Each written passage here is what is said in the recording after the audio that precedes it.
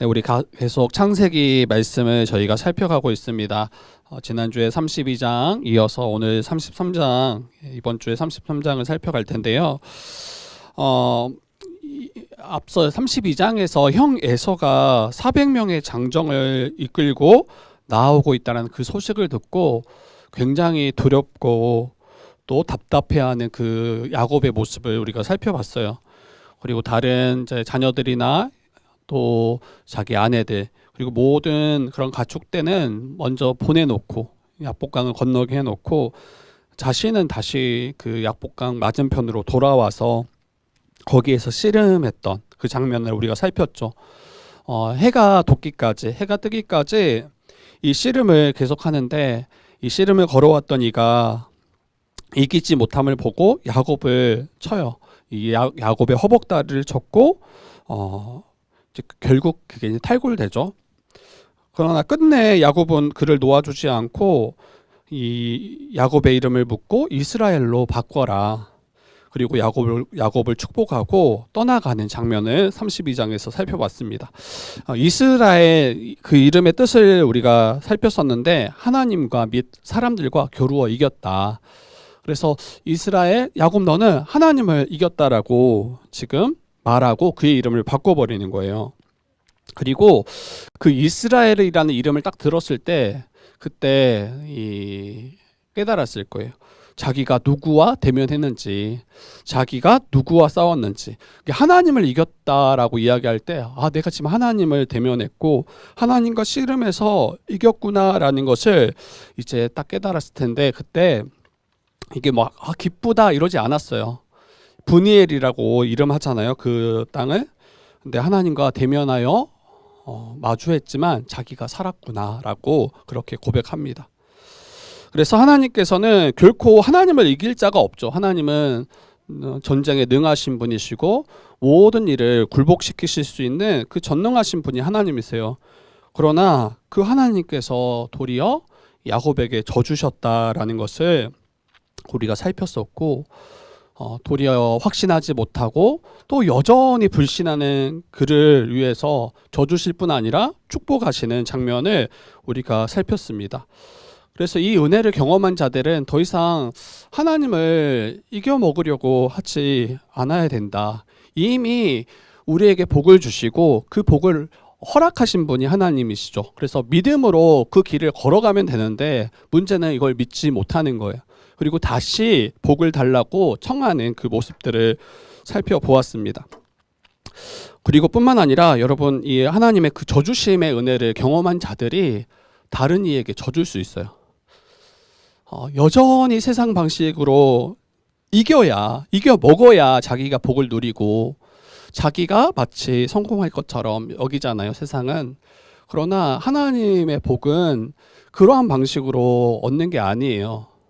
하나님께서 져주셔서 우리가 생명을 얻고 또 우리가 하나님 나라에 들어가는 것처럼 우리 또 이 은혜를 안 자로서 도리어 이겨 먹으려기보다는 다른 이들을 향해서 낮아지고 때로는 져주고 그들이 나를 통해서 이 은혜를 이 복을 누리도록 하는 것, 이게 바로 하나님 나라의 백성으로 살아가는 이 땅을 살아가는 신자의 모습입니다. 이걸 믿어야 돼요. 하나님 나라의 복이 어떻게 내게 임하는가? 세상 방식으로 결코 우리 가운데 허락되지 않는다. 그렇게 보여요. 이겨 먹을 때 내가 복을 누리고 이기는 것처럼 보이지만 실제 그렇게 우리 가운데 역사되지 않는다라는 것을 알고 주님이 이기시도록 나의 주권을 주님께 내어드릴 때 여러분 그 나라의 복은 반드시 교회를 통해서 또 우리 한몸된 지체들을 통해서 이 땅 가운데 누리게 됩니다. 여러분 33장으로 이제 들어가서 한번 더 이야기를 나눌 텐데요. 이 33장 말씀은 드디어 이제 야곱과 에서가 마주하는 그 그림을 보여주고 있습니다. 그토록 만나기 싫었던 한 사람, 그토록 피할 수만 있으면 피하려고 했던 그 한 사람이 바로 에서잖아요. 이제는 딱 마주할 수밖에 없는 상황 가운데 놓였고 그 말씀 1절을 보니까 어때요? 야곱이 눈을 들어 보니 이제 가시권에 들어왔어요. 눈을 들어 보니까 에서가 400명의 장정을 거느리고 오고 있는 모습이에요. 그리고 그의 자식들을 나눕니다. 약간 여기서도 뭐 할 말은 있을 것 같아요. 약간 여전히 약간 좀 편애하는. 먼저 어때요? 그의 자식들을 나누는데 레아와 라헬 두 아내죠. 그리고 두 여종에게 자식들을 맡겨요.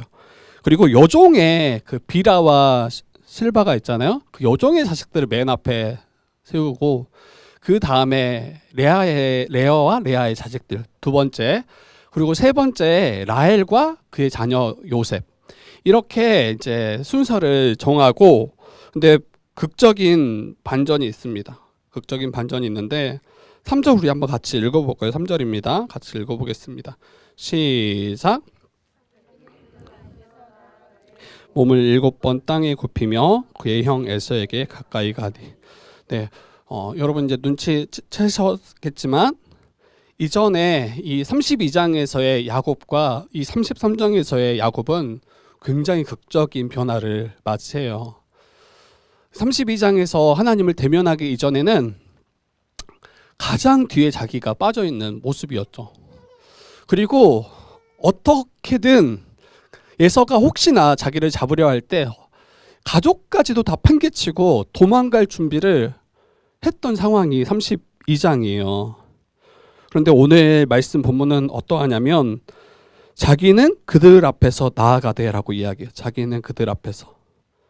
지금 모든 자들보다 가장 앞서서 이 야곱이 형 에서를 마주하려고 나아가는 모습이에요.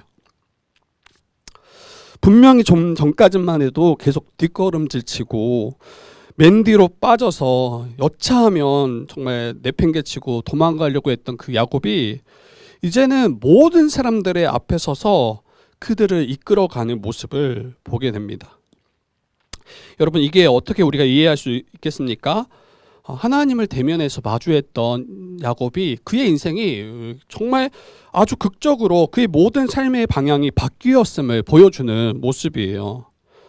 여전히 여러분 두렵겠죠. 400명의 군사를 그 장정을 거느리고 오는 에서 여전히 두려웠을 거예요.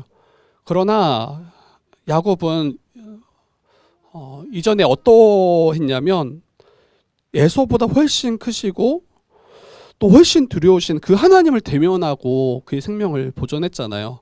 그리고 도리어 그 하나님께서 야곱을 축복하셨던 것을 마주했습니다. 이게 바로 얼마 전이 바로 뭐 전날이나 그 새벽에 에서를 마주하기 전 바로 새벽에 그러한 크신 하나님을, 그 언약의 하나님을 여러분 야곱이 대면하고 나서는 이제는 그 두려움이 많이 해소되고 이제는 담대하게 언약을 신뢰하고 하나님을 의지해서 그 길을 앞서 나가는 것을 보게 되는 거예요. 그리고 여러분 야곱의 허벅다리가 침을 당했잖아요. 우리 인생에 어떤 큰 장애를 얻는 것은 굉장히 고통스러운 일이고 매우 큰 시련인 게 틀림없어요. 아마 이거 하나만 가지고도 우리의 신앙이 굉장히 요동치는 모습을 마주하게 될 거예요. 그런데 야곱에게 그 장애를 얻는 그 사건은 어떤 사건입니까? 하나님과 대면했던 시간이에요. 하나님과 대면했고 그때 자기와 언약하셨던, 자기를 신실하게 이끄시는 그 하나님과 아주 독대했던 시간입니다. 그리고 딱 마주하죠. 자기의 믿음 없음을, 자기의 어리석고 여전히 인간적인 방식으로 하나님의 복을 추구했던 그 불신앙적인 자신을 딱 마주하는 시간이에요. 이전에는 수단과 방법을 가리지 않고 자신이 원하는 것을 쟁취하는 자가 야곱이었더라면 이제는 언약의 하나님, 그 신실하신 하나님을 신뢰함으로 함께 동행하는 그것을 배우는 시간이 바로 이 약복강 나루에서 하나님과 대면했던 시간입니다. 여러분, 우리도 이 하나님과 대면하는 시간이 필요한 것 같아요. 하나님을 마주하고 하나님이 우리를 이끄시고 다스리시는 그 시간이 필요한 것 같아요. 이전에는 지식으로만 하나님을 알아갔어요.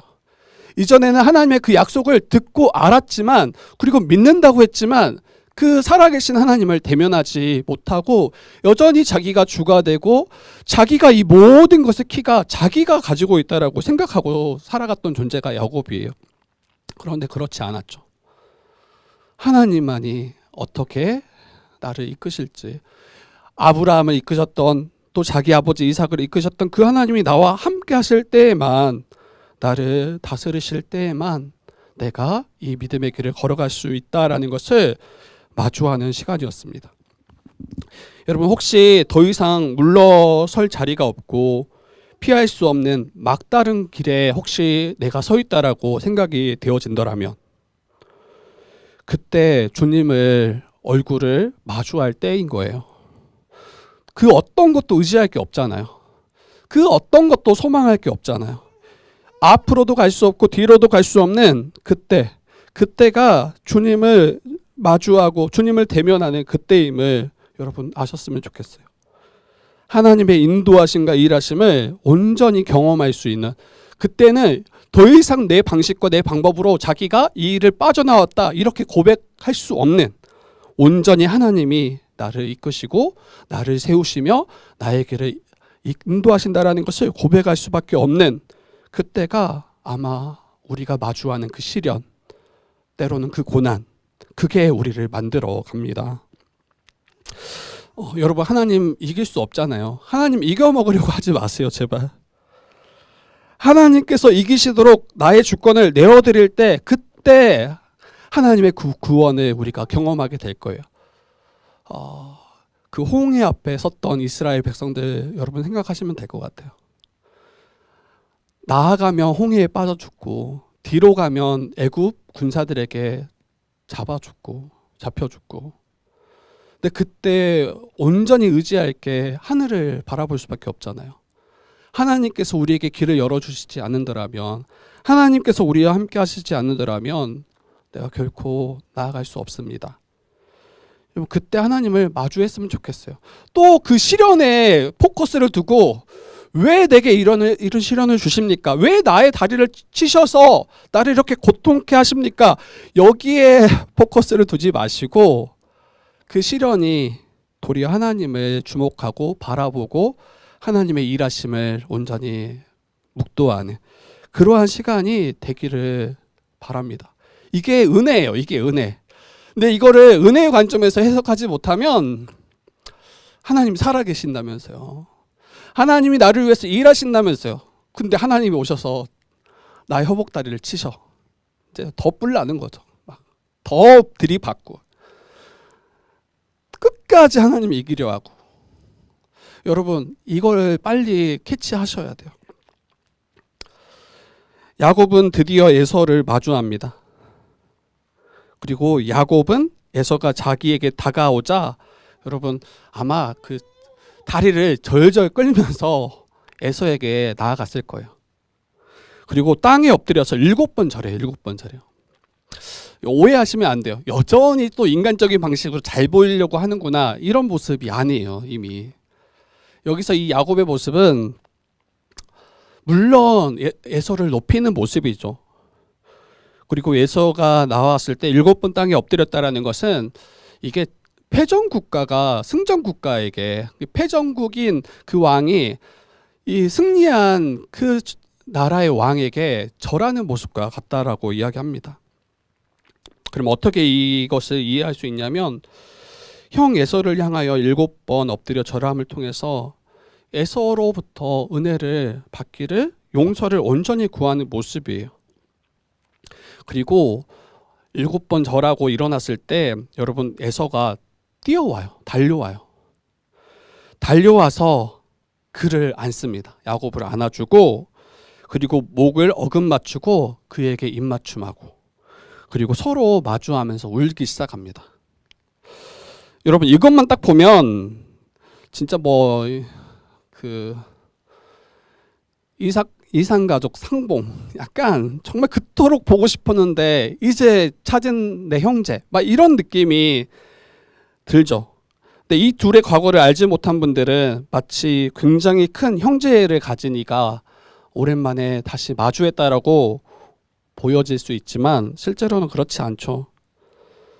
여러분, 에서는 야곱을 향해서 그 마음이 어땠습니까? 적개심이에요. 분노예요. 에서의 본래 마음은 사랑도 긍휼도 아니었어요. 그가 돌아오기만을 기다렸죠. 그러나 그가 돌아오면 내가 안아주고 입맞추기 위해서 기다린 게 아니라 돌아올 때 반드시 내가 갚아주겠다. 그 보복의 마음을 품고 20년 동안 살아왔던 자가 에서예요. 이를 잘 보여주는 장면이 그 뒤에 있는 400명이에요. 왜 데려왔냐고요. 아니 많이 데려오면 한 30명 데려오면 충분하잖아요. 많이 데려왔다고 해도. 그러나 400명을 거느리고 야곱을 맞이하러 갔다라는 거는 여차하면 진짜 죽이겠다는 거죠. 그리고 여러분, 어머니 리브가가 야곱을 떠나보낼 때 이야기했잖아요. 형 에서의 마음이 누그러지면 내 속히 부르겠다.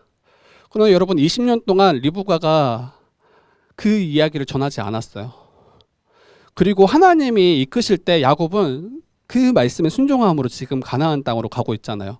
이 말은 다르게 이해하면 여러분, 에서는 여전히 20년간 그 야곱을 향한 그 적개심, 그 분노를 풀지 않고 계속 가져왔다라고 이해가 됩니다. 그런데 지금 무슨 일이 있어서 에서가 그 달려와서 그를 껴안고 입을 맞추고 그를 보면서 울기 시작하냐는 거예요. 어찌 된 일입니까, 도대체? 근데 그때 이제 오해하시면 안 돼요. 야곱의 임기응변, 그때에 아주 적합한 어떤 처방을 내려서 이 위협을 피한 그러한 야곱의 어떠함을 우리가 바라보시면 안 되죠. 이 야복강 나루에서 하나님을 대면하고 또 하나님이 야곱을 만나주시지 않았더라면 아마 그 에서의 그 분노는 더 커졌을 거예요. 여러분, 오랜만에 20년 만에 만났던 그 야곱. 그런데 그가 엄청 큰 때를 이루어서 지금 고향으로 돌아오는 거죠. 그리고 아내들도 자녀들도 많아요. 만약에 그러한 야곱의 모습만 딱 마주했으면 여러분, 에서는 더 분이 폭발했을 거예요. 왜 그러합니까? 왜 그가 잘 됐냐는 거예요. 왜 야곱이 잘 됐습니까? 아마 에서는 네가 내게 가로챈 그 복, 네가 나를 속여서 빼앗았던 그 복 때문에 너가 이렇게 잘 된 거 아니냐. 도리어 그거 보면서 막 속이 터졌을 거예요. 그리고 아마 야곱을 잡으려고 했겠죠. 그런데 딱 야곱을 마주했던 에서가 그 야곱의 모습을 보니까 어때요? 여러분, 그 전날 밤에 한숨도 못 잤어요. 일단 한숨도 못 잤고, 그리고 이 다리를 치심으로 지금 속된 말로 정말 그런 거예요. 차마 여기 말을 못 하겠네요. 정말 지금 속된 말로 진짜 아주 이제 큰 장애를 얻고 아주 비참한 모습으로 지금 나아오고 있는 거죠. 심히 몰골이 초췌하고 또 큰 장애를 얻어서 한쪽 발을 심하게 절며 절뚝거리며 다가오는 그 야곱의 모습. 이때 여러분, 에서의 마음이 어느 순간 누그러져 있고 그 야곱을 향한 그 적대했던 마음, 분냈던 그 마음이 완전히 다 풀어지는, 뿐만 아니라 그냥 야곱을 향해서 긍휼히 여기는, 불쌍히 여기는 그 모습 보고 불쌍히 여기고 울기까지 한다니까요. 도리어 그동안 정말 고생이 많았구나, 이렇게 그를 위로하는 그 모습을 보게 됩니다. 여러분, 그래서 이 다리를 침을 당하고 심하게 저는 일은 야곱에게 썩 유쾌한 일이 아니에요. 이게 복이라고 말하기 힘들잖아요. 그러나 그 일을 통해서 하나님과 씨름하고 또 다리를 침을 당한 그 일을 통해서 자기의 이전의 과오들을 돌아보게 하시고 또 도리어 이 일로 인해서 형 에서로부터 불쌍히 여김을 받도록 이끄시는 그 하나님, 그리고 도무지 화해할 수 없다라고 여겼던 그 에서와 화해하고 또 다시 마주하는 그 일을 보게 됩니다. 이게 하나님의 은혜요, 하나님의 섭리예요. 너무 놀라운 것 같아요. 세상적인 인간적인 방식으로는 도무지 이걸 풀 수 있는 지혜가 없었을 것 같아요. 어떻게 그 20년 동안 쌓이고 쌓였던 그 분노와 그 적개심을 풀 수 있냐고요. 그럼 하나님께서는 그 야곱을 낮추심을 통해서 도리어 에서와 마주하게 하시고 그로부터 은혜를 입도록 이끄셨습니다. 다시 말씀드리지만 이기는 것이 이기는 게 아니에요. 이기는 것이 이기는 게 아니다. 도리어 낮아지고 지는 것을 통해서 이기게 하시는 그 하나님을 우리가 마주했으면 좋겠습니다. 그리고 우리 주님께서 그와 같이 행하셨다라는 거, 하나님과 동등됨을 취하시지 않고 죄인의 모습으로 오셔서 십자가에서 죽으셨죠. 그리고 도리어 그 죽음을 통해서 죄를 깨트리시고 사단의 머리를 깨트리시고 그리고 그 예수를 하나님이 하나님 보좌 우편에 높이셨어요. 그래서 우리는 지는 것을 통해서 승리를 얻는 것을, 이게 하나님의 놀라운 은혜예요. 또 신비라는 것을 좀 발견했으면 좋겠어요. 이러한 방식으로 교회에서 서로를 위해서 살아간다면 어떨까요? 이겨먹으려고 하지 않겠죠. 그리고 도리어 낮아짐을 통해서 함께 승리할 수 있는 그 길로 나아가겠죠. 가정에서도 마찬가지예요. 가정에서도 마찬가지고 남편을 또 아내를 또 자녀를 세상 방식으로 살아가면 굴복시켜야 돼요. 그리고 이겨 먹어야 이기는 거예요. 그러나 모두 다 패배예요. 모두 다 패배. 이게 마음이 어떻겠냐고요. 정말 세상 방식으로 이겨 먹으려고 해서 이긴 것과 낮아짐을 통해서 이기는 것과 어떻겠냐고요. 만약 세상 방식으로 나아간다면 한쪽은 패배자요, 포로요. 그 안에서 참된 기쁨과 자유를 못 누리겠죠. 여전히 불합리하다고 생각하고 여전히 고통 가운데 신음하며 살아갈 수밖에 없죠. 그러나 하나님의 방식을 따라 자기가 도리어 낮아지고 도리어 더 섬김으로 이 승리를 얻는다라면 진짜 참된 승리를 교회 가운데, 가정 가운데 우리가 맛보고 누리게 될 것입니다. 좀 그런 은혜가 저와 우리 주혜택 교회 가운데 또 우리 가정 가운데 좀 계속해서 있었으면 좋겠어요. 근데 이 은혜는 여러분 우리가 말씀에 순종하고 그 짐을 통해서 이기는 그것을 경험하고 맛보고 누리고 확신할 때, 이때 그 은혜가 있을 것입니다. 여러분 그 다음에 예서가 눈을 들어서 이제 물어봐요. 이 여인들과 이 자녀들을 보면서 누구냐? 그때 야곱은 하나님이 주의 종에게 은혜로 주신 자녀들입니다. 아내들입니다. 라고 고백해요. 그리고 자녀들에게 이 형 에서에게 인사시킵니다. 그리고 또 묻습니다. 에서가 묻는데 이 모든 때는 무엇이냐? 자기에게 보낸 때죠. 근데 야곱은 이제 형님에게 은혜를 받으려 준비한 것입니다. 이렇게 말해요. 그리고 예물을 이제 형 에서에게 드리죠. 그런데 9절 말씀 한번 읽어볼까요? 9절 한번 같이 한 목소리를 읽어보겠습니다. 9절입니다. 같이 보겠습니다. 시작. 에서가 이르되 내 동생아 내게 있는 것이 족하니 내 소유는 내게 두라. 네, 그때 550마리였죠. 가축의 떼를, 엄청난 이 가축들을 형 에서에게 예물로 드리는데 이 형 에서가 이 예물을 보고 나서 어떻게 고백합니까?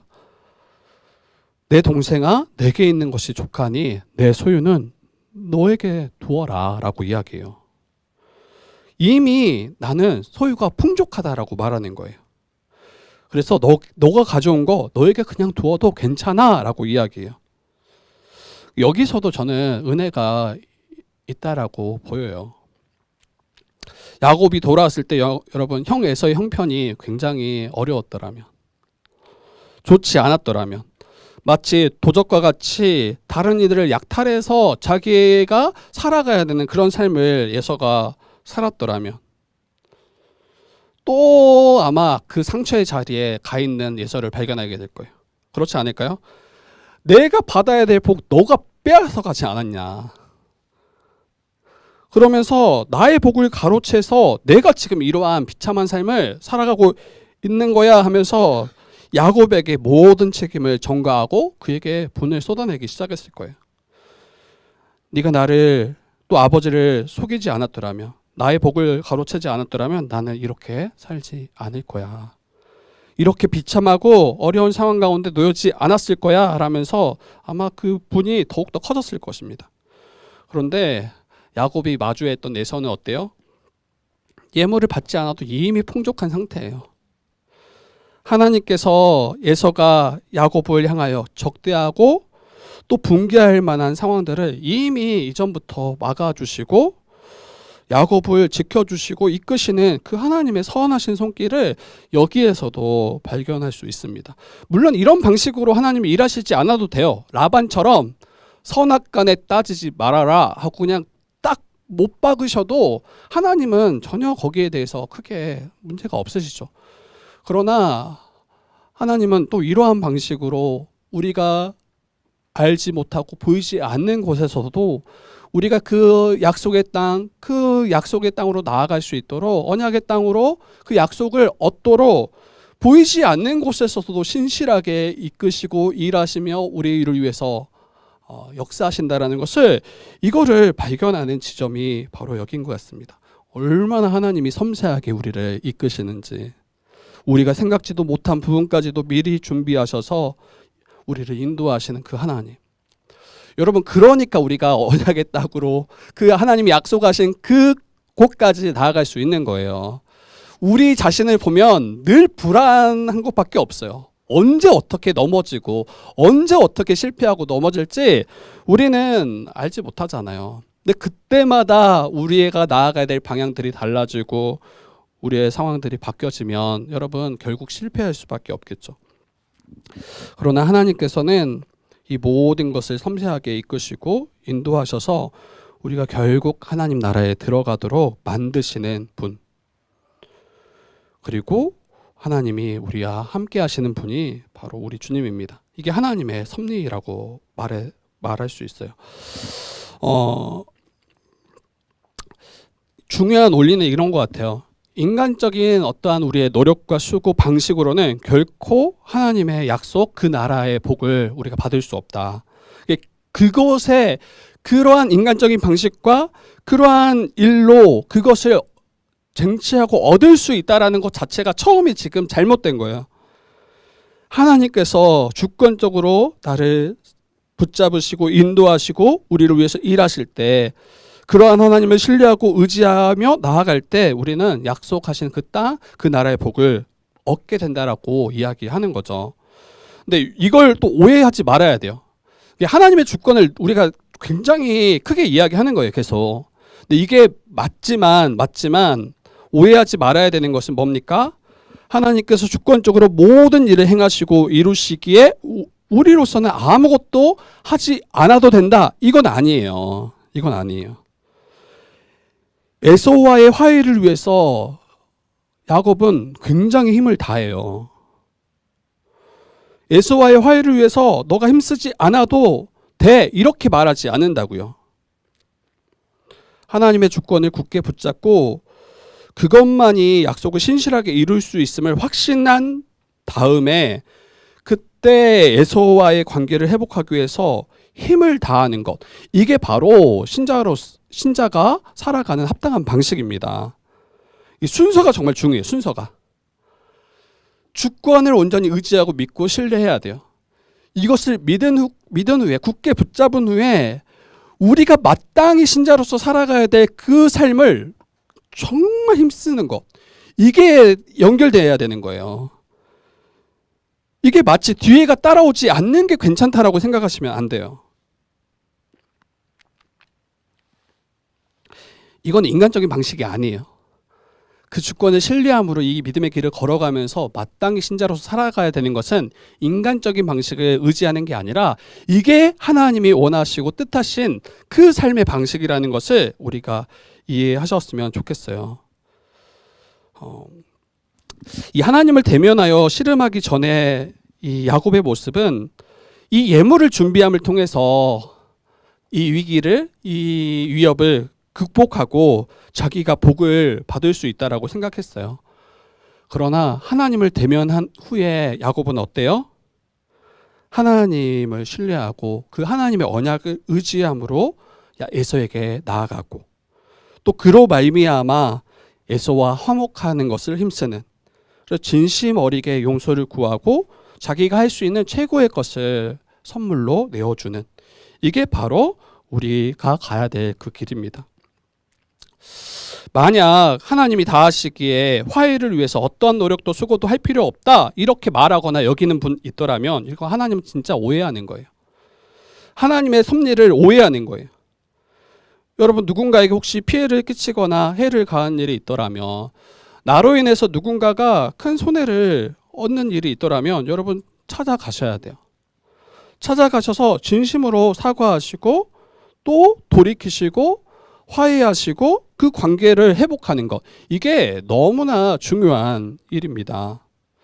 다시 말씀드리지만 순서가 너무 중요하다. 순서가 하나님의 그 주권을 빼고 인간적인 노력은 결과적으로는 하나님의 언약을, 그 은혜를 누릴 수 없다. 그러나 하나님의 그 주권과 하나님의 신실함을 의지하고 나아가고 거기에 우리가 신자로서의 마땅한 삶을 살아내는 것은, 이것은 우리가 마땅히 힘써야 될 일이라는 거, 이거를 잊지 마셔야 돼요. 제가 여기에 대한 뭐 몇 가지 예가 있긴 해요. 근데 한 가지만 생각해 보면, 제가 온서교회에서 이제 청년부를 이제 지도할 때예요. 청년부를 지도할 때 임원들과 함께 이제 어떻게 교회를 세워갈 것인가 이런 고민들을 함께 나눴어요. 근데 우리에게 가장 이제 필요가 무엇인가 할 때 서로 깊이 사랑하고 사랑으로 세워가는 그런 공동체를 우리가 다들 이야기 나눴던 것 같아요.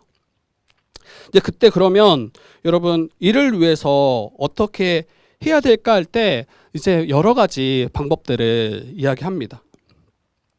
한 몸 한 가족으로 사랑하는 공동체, 이걸 세워가기 위해서 어떤 이는 이렇게 이야기했던 것 같아요.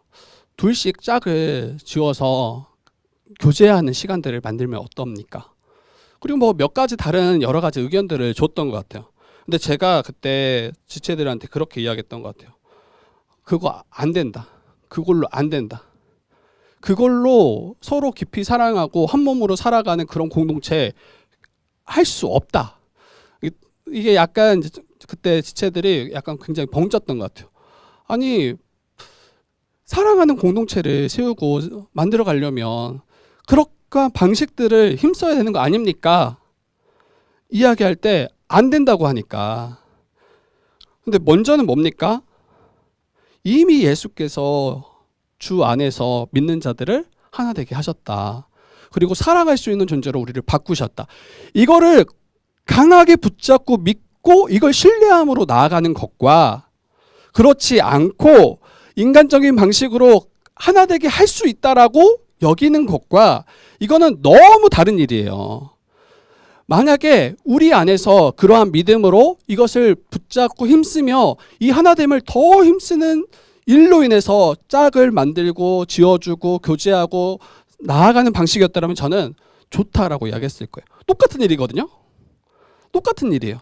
그러나 그 순서가 뒤집혀졌을 때 여러분, 하나는 인간적인 방식으로 그 하나님 나라를 가져오고 세우려는 방식으로 갔더라면, 다른 하나는 온전히 하나님께서 이 공동체를, 우리를 새롭게 하시고 이끄시는 쪽으로 가져가게 됩니다. 그래서 여러분, 이 순서가 너무 중요하고, 그리고 야곱과 에서의 관계도 마찬가지예요. 도무지 풀 수 없는 아주 심하게 얽힌 그 실타래와 같았던 그 두 사람의 관계. 제가 볼 때는 이거 풀 사람이 없었던 것 같아요. 어떻게 풉니까? 이러한 그 적개심과 20년 아니 그 이상으로 쌓여왔던 그 두 사람의 관계. 그러나 하나님께서 차근차근 풀어가셨고, 에서가 야곱을 마주할 때 그를 안고 그를 입맞추며 도리어 긍휼히 여기도록 이끄셨다라는 거. 그리고 우리의 죄의 문제가 그런 문제인 것 같아요. 우리의 죄의 문제가 도무지 풀 수 없는 문제고, 또 이 죄로 인해서 서로 적대하고 다투며 하나 될 수 없었던 우리의 문제. 근데 하나님께서 그러한 죄의 실타래를 예수 그리스도로 푸시죠. 그리고 예수께서 십자가에서 죽으심으로 이 문제를 풀어가시고, 그로 말미암아 서로 마주할 때 서로 진심으로 안아주고, 서로 용서하고, 서로 불쌍히 여기며 서로를 위해 울 수 있는 존재로, 그렇게 바꾸신 그 은혜가 우리에게 베풀어진 은혜입니다. 그래서 우리 주의 뜻 교회와 또 우리 성도들의 삶 가운데 이런 은혜의 방식과 방향으로 원리로 나아갔으면 좋겠어요. 먼저 은혜다. 먼저 복음이다. 그리고 그 복음에 합당한 그 삶을 힘써 살아가는 것. 이게 우리 교회의 방향이었으면 좋겠습니다. 마지막 한 가지만 더 제가 이야기하고 말씀을 마치려고 하는데요. 뒤에 보면 에서가 야곱에게 함께 떠나자라고 이야기해요. 우리가 떠나자. 그리고 내가 너와 동행할 것이다. 그리고 이 에서가 구하는 세일 땅으로 그를 이끌려고 합니다. 그리고 이거는 굉장히 큰 배려예요. 정말 먼 여정 가운데 어떤 이들을 만날지 몰라요. 도적대가 나타나서 야곱의 모든 것을 다 약탈해 갈 수도 있고, 그때 에서가 든든하게 너를 보호하고 지켜줄 거라고 이야기하는 거예요. 그리고 내가 지금 자리 잡은 그 세일 땅에서 너가 자리 잡고 나와 함께 하자. 내가 너를 지키겠다라고 이야기하는 거예요. 그러나 야곱이 이제 그 청을 거절합니다. 근데 약간 돌려서 이야기하고 또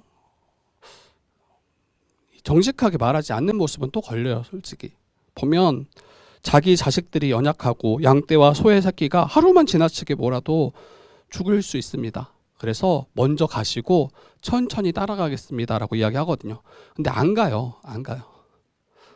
그리고 뒤에 이제 에서가 더 그래도 그러면 내가 종 몇 사람이라도 남겨둘게. 그들이 너를 위해서 지키고 너를 내가 있는 곳으로 이끌도록 내가 놓아둘게 하니까 야곱이 그것도 거절해요. 형 에서에게 자신을 너그럽게 받아주신 것만으로 자기는 충분합니다. 먼저 가시고 내가 천천히 뒤따라가겠습니다라고 이야기해요. 그리고 다른 곳으로 가요. 숫곳에 도착해서 잠깐 거기 거주하고 그 다음에 세겜 땅으로 가거든요. 물론 약간 방식은 여전히 좀 아쉬워요. 저는 근데 담대하게 말했으면 훨씬 나았지 않았을까. 내가 갈 곳은 형님이 구하시는 그곳이 아닙니다. 하나님이 나를 부르신 곳은 가나안 땅입니다. 이렇게 말하고 나를 이렇게 너무 영접해주고 받아주시고 용서해주셔서 감사합니다. 그렇지만 나는 이곳으로 가겠습니다. 근데 아마 이거 걱정했던 것 같아요. 이렇게 배려했는데 자기가 또 뭔가 그 배려를 받지 않으면 불편할 게 뻔히 보이니까. 그러니까 약간 맞춰주는 쪽으로 간 것 같아요. 맞춰주는 거죠. 근데 여기에 중요한 원리가 있어요. 분명 에서가 동생 야곱을 긍휼히 여기고 또 그를 초대하고 그의 안위를 지켜주겠다라고 계속 이야기하잖아요. 호의가 너무 감사하고 든든한 우군이 된 게 맞아요. 그러나 하나님이 우리를 부르신 곳이 어딘가 이것을 놓치면 안 돼요. 하나님이 야곱을 부르신 곳은 그 세일 땅이 아니에요. 가나안 땅이에요. 가나안 땅. 내가 너를 평안히 그곳으로 다시 돌아오게 하시겠다라는 그 땅은, 약속하신 그 땅은 가나안이에요. 왜 하나님께서 바다나람에서 그를 부르셨는지 그 삼촌 라반의 그 아주 이 드센 그것들을 감당하지 못해서 잠시 피하러 온 게 아니에요. 약속 때문에 내려가는 거잖아요. 약속 때문에.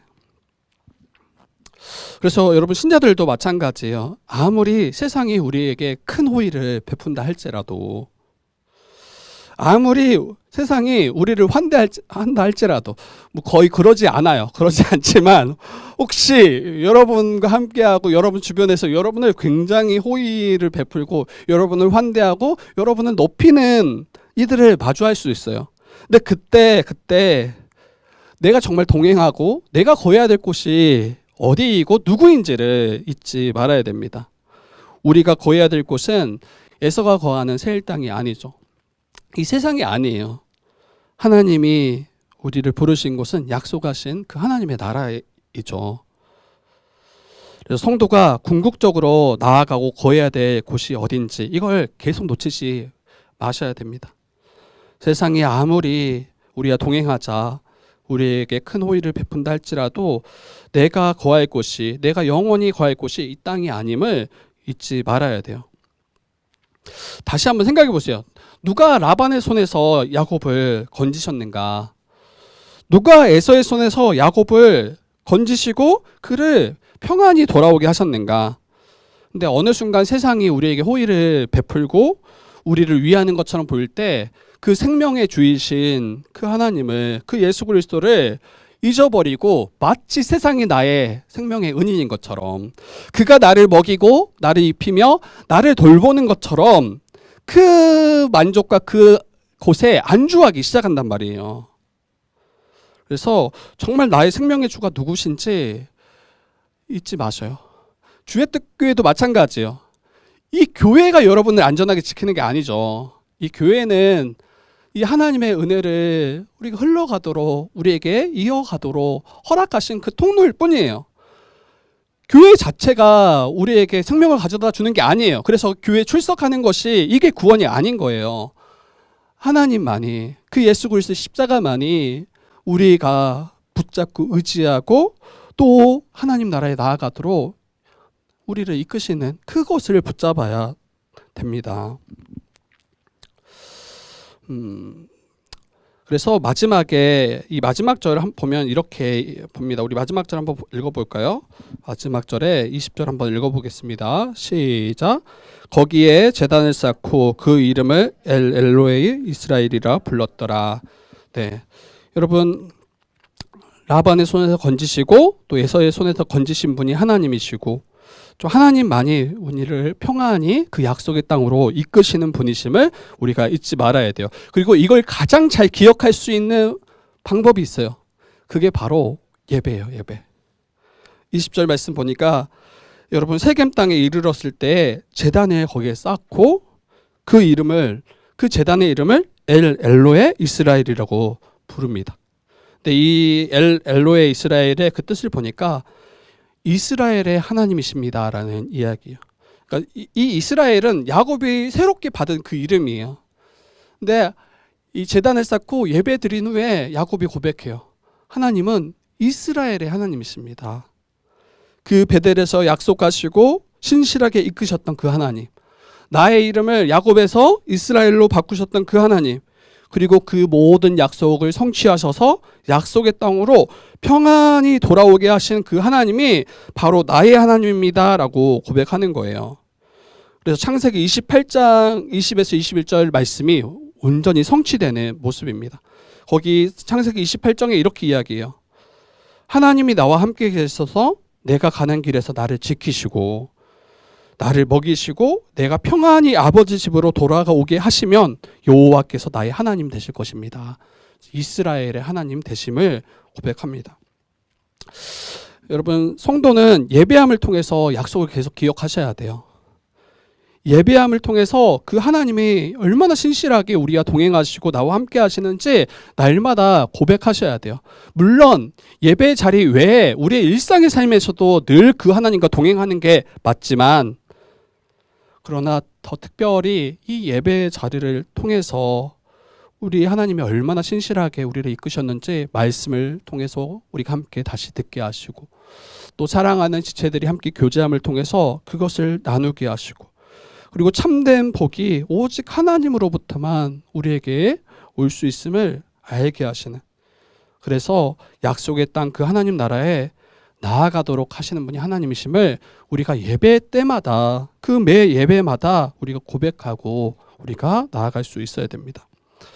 그래서 매주 드리는 예배를 여러분 정말 가볍게 여기지 마셨으면 좋겠어요. 예배가 너무 중요하고요. 그리고 우리가 나아가야 될 그 방향들을 놓치지 않게끔 우리를 이끄시는 하나님의 인도하심이 이 예배에 있다라는 거. 그리고 끝까지 이 믿음의 경주를 달리기 위해서 그 은혜를 예배 가운데 날마다 베푸신다라는 거.